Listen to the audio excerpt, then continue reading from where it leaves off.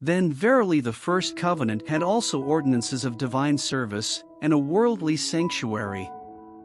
For there was a tabernacle made, the first, wherein was the candlestick, and the table, and the showbread, which is called the sanctuary.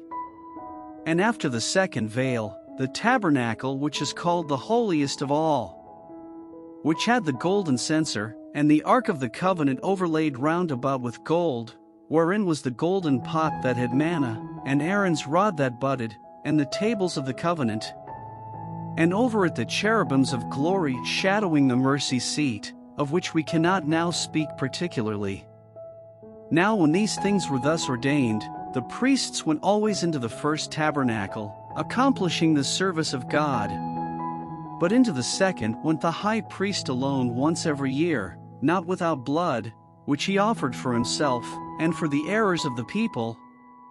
The Holy Ghost this signifying, that the way into the holiest of all was not yet made manifest, while as the first tabernacle was yet standing, which was a figure for the time then present, in which were offered both gifts and sacrifices, that could not make him that did the service perfect, as pertaining to the conscience, which stood only in meats and drinks, and divers washings, and carnal ordinances, imposed on them until the time of Reformation.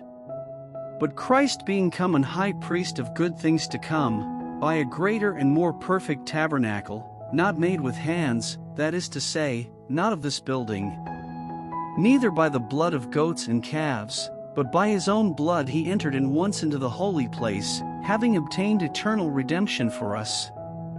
For if the blood of bulls and of goats, and the ashes of an heifer sprinkling the unclean, sanctifieth to the purifying of the flesh, how much more shall the blood of Christ, who through the eternal Spirit offered himself without spot to God, purge your conscience from dead works to serve the living God? And for this cause he is the mediator of the New Testament, that by means of death, for the redemption of the transgressions that were under the first testament, they which are called might receive the promise of eternal inheritance. For where a testament is, there must also of necessity be the death of the testator. For a testament is of force after men are dead, otherwise it is of no strength at all while the testator liveth. Whereupon neither the first testament was dedicated without blood. For when Moses had spoken every precept to all the people according to the law, he took the blood of calves and of goats, with water, and scarlet wool, and hyssop, and sprinkled both the book and all the people, saying, This is the blood of the testament which God hath enjoined unto you.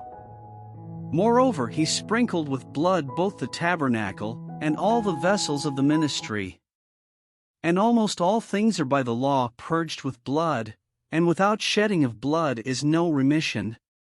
It was therefore necessary that the patterns of things in the heavens should be purified with these, but the heavenly things themselves with better sacrifices than these. For Christ is not entered into the holy places made with hands, which are the figures of the true, but into heaven itself, now to appear in the presence of God for us. Nor yet that he should offer himself often, as the high priest entereth into the holy place every year with blood of others. For then must he often have suffered since the foundation of the world, but now once in the end of the world hath he appeared to put away sin by the sacrifice of himself. And as it is appointed unto men once to die, but after this the judgment, so Christ was once offered to bear the sins of many, and unto them that look for him shall he appear the second time without sin unto salvation.